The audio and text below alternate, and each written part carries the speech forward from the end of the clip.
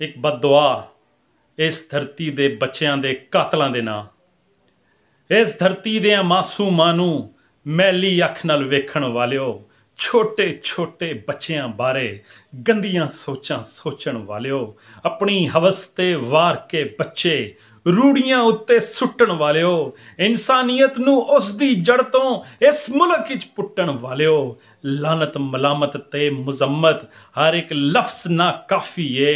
तुहाडे कोलों वैशियां ने भी मंगी पनाह ते माफ़ी है।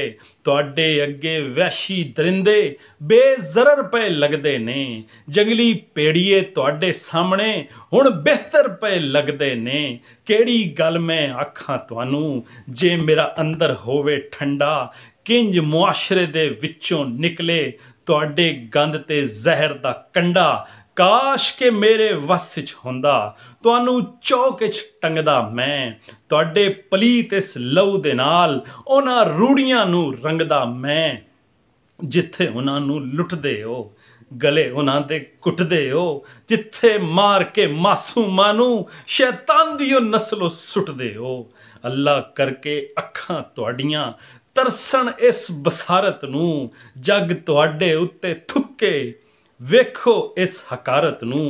अगलियां पिछलियां नसां च अपनी कीड़े पैंदे अखीं वेखो, जिउंदियां जिस्मां विचों बोटियां ओ कुत्ते लैंदे अखीं वेखो। अल्लाह करके बदन तुहाडे इत्थे जिउंदियां जी तरक्कण, तुहाडी कोड़ियां अखां वेखण, अंग अंग विच फोड़े पक्कण। अल्लाह करके ओ सब बच्चे बन जावन आसेब तुहाडे, नींदर ते सकून नूं तरसो, किरे ना होण वसेब तुहाडे। तुहानूं अपनी जात तो नफरत अल्लाह करके हो जावे, अपनी इस हवस दा गंद तुहानूं अंदरों पिया खावे। जे कानून नहीं फड़दा तुहानूं, रब दी पकड़ च आओ सारे, इत्थे ही होवे हिसाब किताब, इत्थे ही कीतिया पाओ सारे।